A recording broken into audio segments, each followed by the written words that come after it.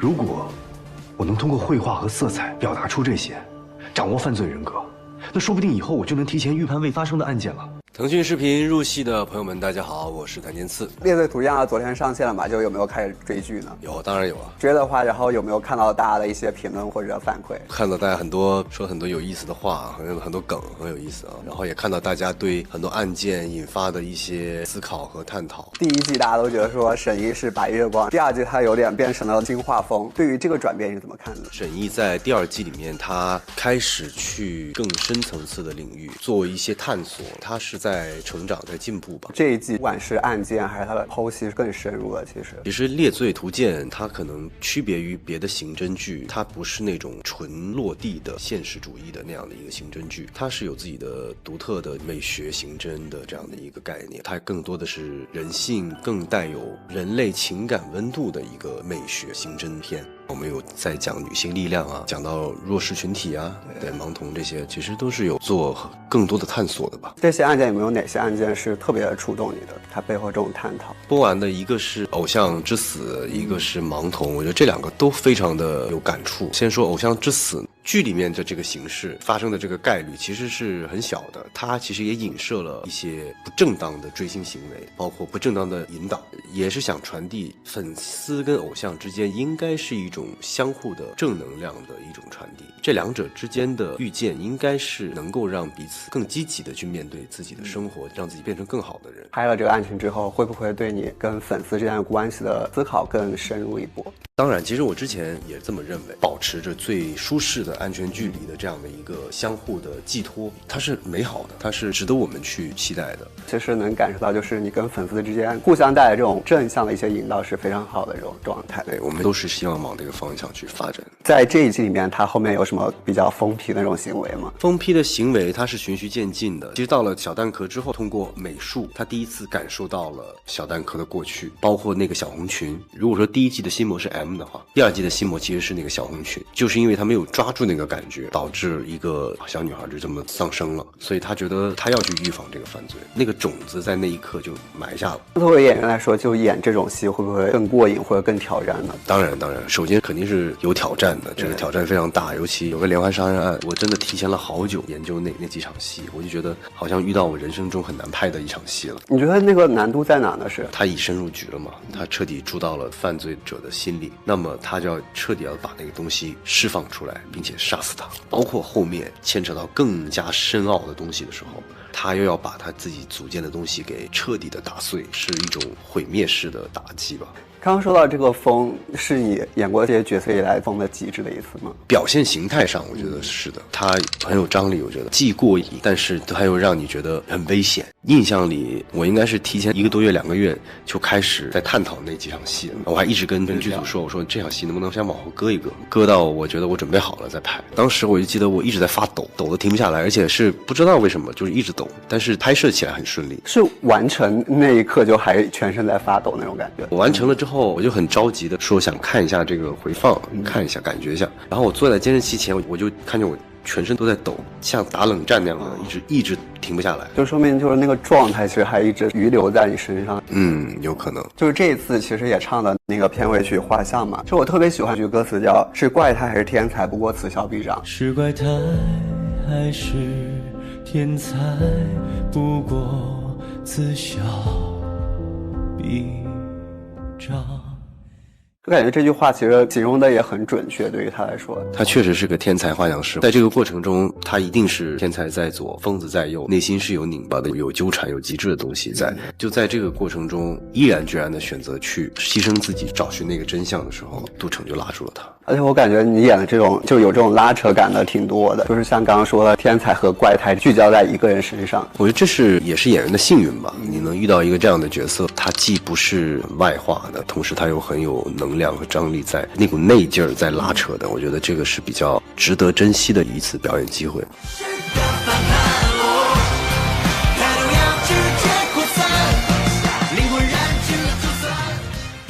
列队图鉴当然杀青之后，其实很快就开启了巡回演唱会嘛，在舞台上以歌手身份去跟粉丝交流，是一种怎样的感受呢？在那一刻，他能很快的得到反馈。在舞台上那一刻，你的表达、你的输出，甚至说你的表演中的一部分，都是观众跟你一起完成的，互相成就，互相的刺激，把一场表演给托起来，这种快感是非常愉悦的。我觉得这5场其实好像每一场都很用心的设计了很不一样的呈现给粉丝。私下有提前做哪些准备吗？有的，也是考虑到我有演员这一层身份，希望说我做的这场演唱会它是有故事性，可以跟大家一起聊故事的。所以说它里有一句 slogan 就 My Story Love， 就是这样说，通过我的这场演唱会，我来诉说，你们倾听，或者说我们相互的交换，这样的一个有诉说感的一个演唱会吧。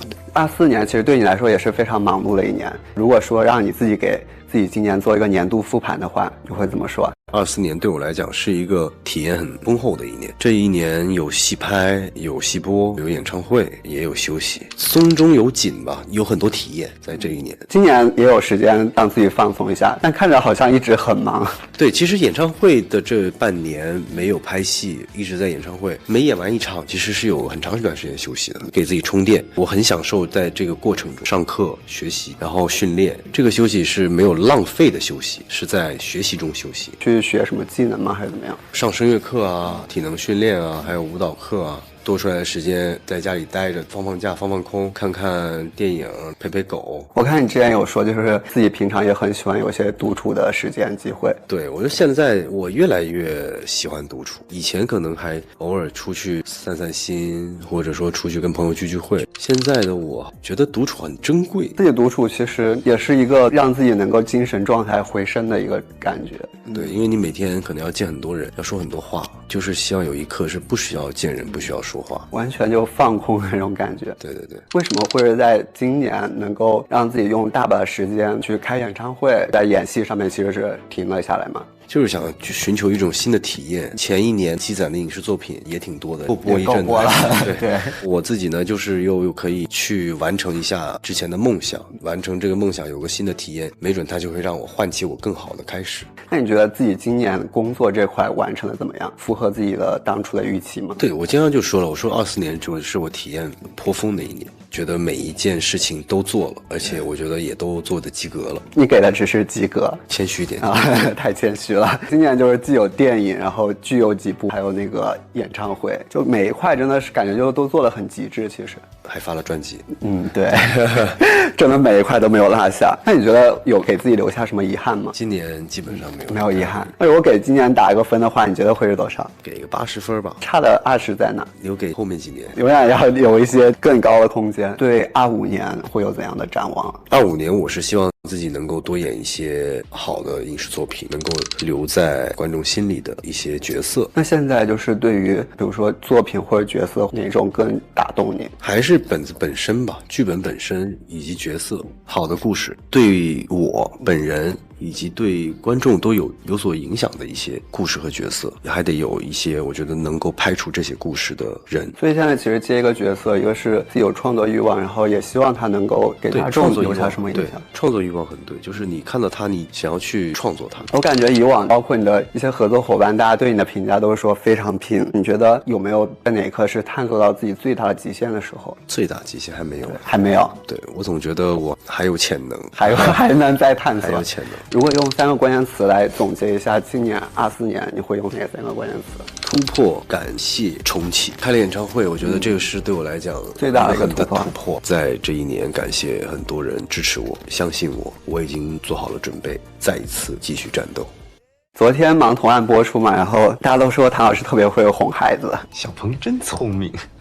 咻，来摸摸看。看网上说让我夹子音嘛，对，然后还说夹的嗓子都冒烟了。但是好像因为他本身真的就是个孩子，他真的就是个孩子。然后你跟他说话，包括我想跟小动物说话，好像也喜欢夹起来。所以这也是就谭嗣也学到一些招数，是不是？把自己也当成个孩子吧，我觉得这孩子喜欢跟孩子玩，你首先你得把自己当成一个孩子，然后跟他玩。我们先来回顾一下列 Z 1的台词哈。哎，太简单了。听说你会3岁话痨，女人能理解女人，女人能保护女人。与众不同或许很难被理解，但应该被尊重。全对哈，非常的优秀。我看你今天穿的又是我们小画家的衣服。没有，只是类似啊，类似款。那大家最关心的就是第二季沈毅有没有黑化吗？能不能给我们总结概括一下第二季沈毅的精神状态？沈毅其实黑不黑化这个事，我得埋个伏笔啊，他到底有没有黑化啊？但是我觉得更多是让看到沈毅的另一面，或者说他为研究和探索做出的牺牲。再剧透一点吧，或者你可以简单的理解为他卧底到了犯罪者的心里。他不是犯罪天才哈，他是犯罪，他不是，差点就给绕进去啊。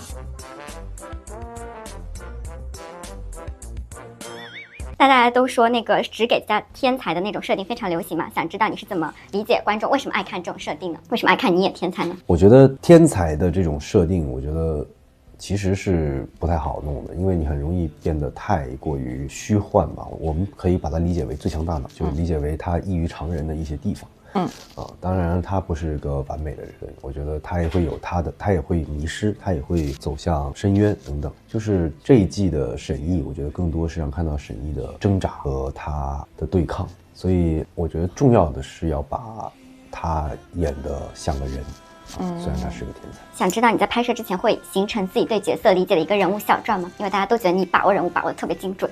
其实有，现在我们因为有了的这个基础，包括他的前史。等等这些其实已经都非常熟悉了，不管是对于我而言，还是说对观众而言，但是也是因为观众对他的前史都非常熟悉，那么对于我们的挑战也是非常大的，就是我们也不能脱离这个人物，我们就要在这个人物的原有的框架上去做延展，去做挖掘，让观众看到这个人物这个角色更多的可能性。那一般你在形成自己的人物小传的时候，你会考虑哪几个方面呀？当然是他的过往，他的成长背景，他的心路历程，包括他前因后果，这些我觉得是非常有必要的。对，加上一些你的想象自己的想象。给我偷学到了。那都说第二季比第一季的尺度和画面都更加升级了嘛，你对此有没有同感？它一定要升级啊！它不升级的话，观众也在进步，对，所以观众也在成长，那我们也就必须得让这个角色也要有成长，也有变化。其实我看剧本的时候，我也很惊讶，我就说哇。我觉得案件也升级了，案件也确实是更有探讨性了吧。大家总结了那个2024年的年度热梗嘛，比如说现在要让你用年度热梗的形式来安利一下《猎罪图鉴》，就爱看《猎罪图鉴2》，那咋了？《猎罪图鉴1》是有那种聚焦社会议题，然后很有女性力量和女性关怀的剧嘛。想知道你拍摄第二季的时候有没有发出类似的感慨？有，我觉得第二季可能也不只是女性力量、女性关怀的，第二季可能它散发了更多的群体啊。《猎罪图鉴》的魅力和核心就在于它不只是案件。这么简单，不只是破案，或者大家只是看一个天才好像是的一个开挂的过程，它更多的是也要大家从案件背后看到很多值得我们去深思的社会话题等等。现在个人演唱会也圆满收官了嘛，然后《猎罪图鉴2》现在也开始播了，接下来还有哪些规划和目标吗？接下来的规划就是这个把《猎罪2》宣传好，接下来呢可能会进入新的角色、新的剧组的工作，就是已经定好了，接下来就是要给我们拍电视剧、拍电影看了。当然，因为我还是要干活的呀。那看花絮的时候，你带那个小狗去片场嘛？想知道是带他们去进行一些普法教育吗？每个片场我都带，反正他们就陪伴着我，然后有时候让他们去剧组里面，那个感受一下这个剧组生活，我觉得也可以。那些第一次见到小呆和力球的人，他们是什么反应？能不能模仿一下？好可爱，好可爱，这样都得加进。谁看到都得加进2项。那如果万一有人说，哎，这小呆怎么有点跟照片上不一样？你会怎么回复？跟照片上不一样，今天没给他造型，人也是，你得造型，你得打扮打扮，你才是吧？大家看到才会那什么，你这脸没洗牙没刷的，肯定就差点意思。他们有人说他照片吗？没有哎，当然有黑图啊，他们网上有黑图，反正就是看到很多他们的黑图。我有时候也拍他们的黑图。那最近上网冲浪有没有看到什么有意思的电子笑料啊？以下有几个关键词哈，给你透露一个明星的绝密八卦：谭健次私下真实性格。都挺想知道的，谭健次私下性格。这个有意思。说你私下挺没有礼貌的，你知道为什么吗？肯定是图个情话。我现在已经学聪明了，我现在已经经历过这些事情了。不是，我就大概能猜到接下来要进行下一趴是土味情话的这一趴，但我不知道你要说什么，你说吧。就是你一般都是连声招呼都不打，直接走进人心里。Patience is key in life, you know what I'm saying? 认证一下，是不是私下就是连声招呼都不打，直接帅死别人？我一时间不知道怎么反驳。是谭健次，这一季的沈毅更多的在画人格，一点一点的探索人性，想要突破那个边界。我想停下来，换一种生活方式，为自己圆一个梦。回头看自己的时候，我觉得那时候你也不要觉得自己不好。人生必经的一个阶段，你少了那一部分，我反倒觉得是不完美的。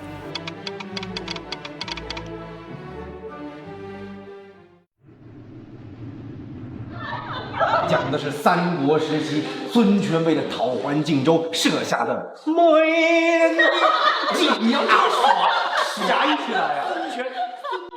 时隔了3-4年这样，跟整个北疆分局的小团队的熟悉面孔再一次汇拢，有一种见到很多老朋友的感觉，挺亲切，然后又很熟悉，但是又带着一丝许久不见的羞涩。因为我比他们好像晚进组几天嘛，第一天拍的那场戏我印象很深刻，那天刚好基本上就是全员都在，我们挨个打了招呼，我先看了一半他们演的，又到现场跟他们对了一下戏，哇，那个感觉还挺。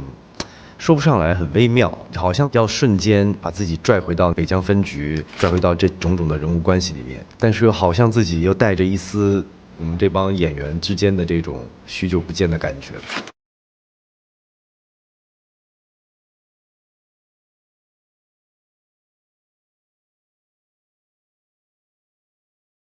其实有好几场戏，我自己演完以后，整个人一直在发抖，全身都在抖，抖好久好久，就是一些情绪的爆发戏啊，或者说是释放他内心的一些戏。我是很少出现这种情况。这一季的沈一，他可能更多的在画心，他开始去探索人性，预防犯罪，一点一点的想要突破那个边界。当他去探索这个人性，自己不会体验到里面去，所以他就会变得不受控制。这时候就需要像杜成这样的一个角色，他是一个有规则的人，理性的人，杜成才是他的那个刹车片。这个时候就会要拉住他，不让他去跳脱到边界外面。就可以封一点，对，就封的，对，封一点。最后那3下编曲上可以在那里可以封一点，就那个呜一定放在伴奏里的，就是比那个烧调的调我觉得还要大，是吧？对，那个得压出来。现在的疯狂。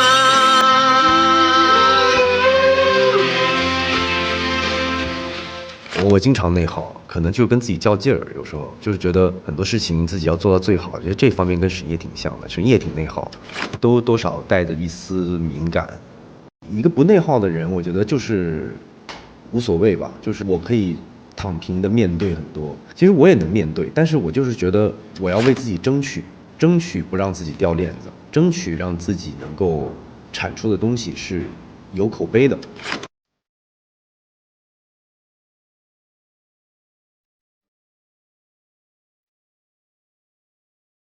我甚至也没觉得自己大器晚成，不过这2年呢，开始得到大家的关注了。只要你可以坚持在一个领域里面很长时间，我觉得多多少少都会看到回报。当你没有作品，大家对你不了解的时候，人家肯定会对你打一个问号，这个是无可厚非的。既然别人觉得你不够好，那你就努力把自己变好啊！你只能提高自己，一点点的就往前走。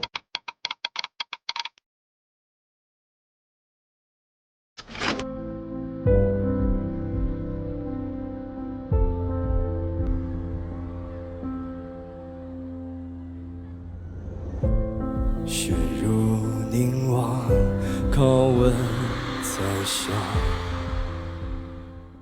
做这么个巡演，其实前期也有很多大家会觉得，哇，你是不是在不务正业？你是不是在干一件跟你行业无关的事情？但其实我本身就是做歌手出来的，我为自己圆一个梦。也有一方面是我想停下来，换一种生活方式，去缓冲一下，通过做另外一件事情，有一些新鲜的刺激给我，然后我再回归到自己的演戏的职业里面去，也许我会有更多新的体验带回去。我觉得没有在浪费。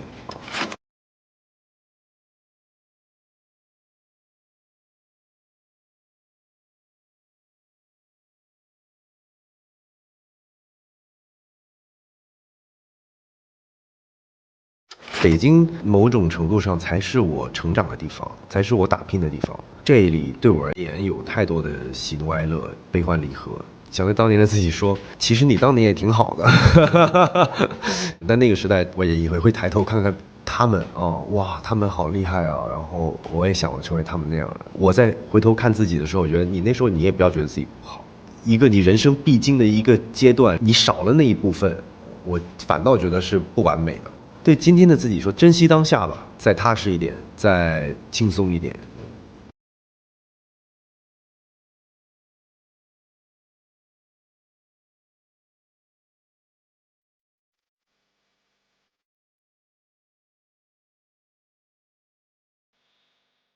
我是谭健次。第2季去挖掘这个人物的时候，发现他的张力所在。其实我觉得最终还是要跟自己去对话。如果这个东西是我一拍脑袋就能演出来的，那一定是很常规的一个东西。就我不希望自己成为这样。就是你没有想到会有这么多人跋山涉水的来看你的演唱会，那种感觉是又震撼又感动。有时候表面出来像大家都说有点像老干部那种，但其实我内心还是挺少年的。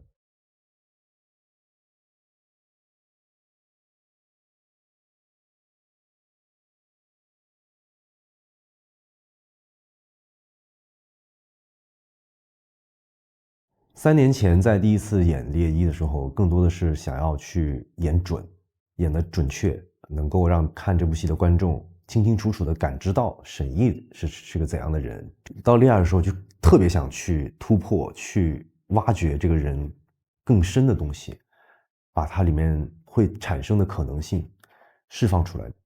不平和挺紧张挺兴奋的，像一个许久未见的朋友，既亲切又熟悉，但是又带着那种许久未见的那种羞涩和忐忑，生怕自己哪句话说错了啊，得罪到他。因为我也经历了很多事情，然后也许角色他在他的故事里面也经历了很多变化。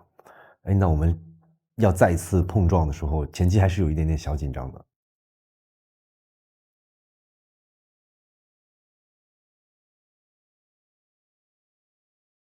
第2季去挖掘这个人物的时候，发现他的张力所在。因为第1季的时候，其实更多的是展现他的业务、他的能力、他的技巧。那在第2季，其实沈毅更多的是在探索人性、探索人格、预防犯罪等等啊。他对于边缘的这种摸索，产生了一些不受控的地方。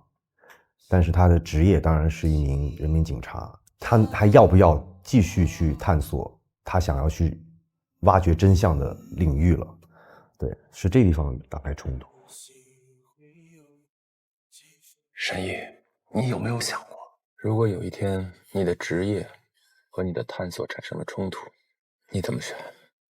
我觉得每个人都会遇到过，就是当你在你的人生中可能会遇到一些你觉得跟我的职业发生了冲突，或者跟我的价值观发生了冲突，我们怎么去给自己和解？然后甚至有时候我们会觉得啊，经常听到大家说活成了我自己最讨厌的样子等等这种啊。其实我觉得最终还是要跟自己去对话。如果你生活中没有像杜成那样也可以拴住你的人的话，最终你还是要跟自己去对话，跟自己去讲你到底要什么。也有了，就是比如说我会探索一些可能离我很远的角色的时候，大家会觉得啊，是不是你演这样的角色跟你自己适配度不是那么高，会有这样的质疑的声音吗？那我觉得这就是我探索跟大家看到可能产生冲突的地方，但是我愿意去探索，我愿意去突破，去做一些边缘性的测试啊。这个是我从业生涯里面我去找到一些刺激我和点燃我的乐趣啊，就是不停的去感受啊。杀青的时候其实还挺开心的，因为我觉得这个故事它也没有完结嘛，它永远都是在埋着一个伏笔，没有完结的一个故事在那儿，所以给我的感觉我是在抱着期待下一次见面，或者期待怎么样。对，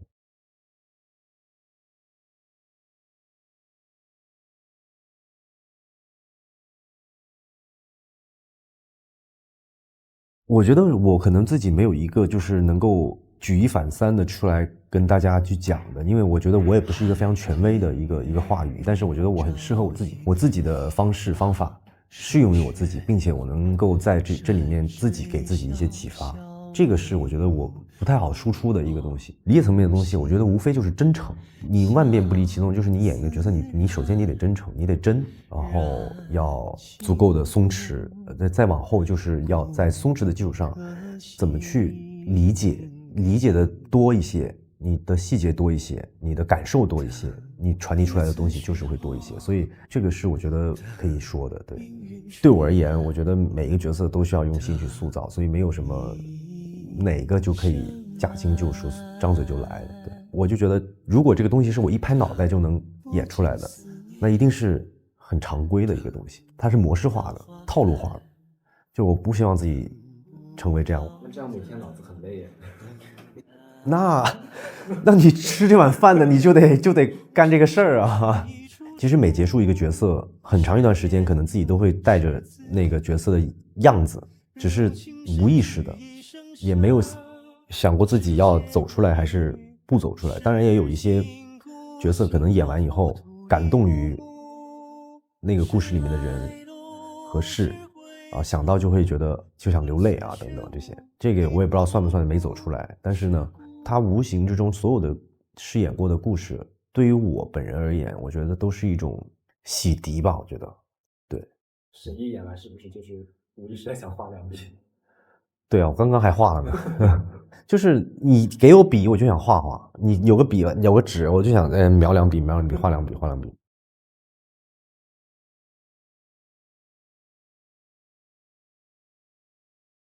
有很大的成就感，让自己换血的感觉。之前的这2年一直在忙于拍戏，觉得自己停下来，换一种生活方式，换一种工作的体验，是一种让我觉得寻找一种刺激和不一样的灵感吧。我真的办起来了，然后并且觉得这半年没有浪费。我每一次从台底下升起来的感受好像都不太一样，尤其我在台下有个摄影机能够扫到现场的观众，是觉得非常震撼。就是你没有想到会有这么多人跋山涉水的来看你的演唱会，来跟你共同去度过这一晚，那种感觉是又震撼又感动，难以形容的一种感受在心里面，它非常能让我记得很久的那种。生活中的我很随性，比较安静吧，就是现在很喜欢自己在家里自己一个人的时光就是那种安安静静的。对，我经常不知道我明天要干嘛，他们不跟我说，我都不知道明天要飞哪儿。要么就有时候看到网上有那个信息露出来，谭健次干嘛，我说我说有这事儿吗？工作中的我就是刚刚说要有先后顺序，就是我不能所有事掺到一块儿，要先做一件事情，再做一件事情啊，每一样都做好，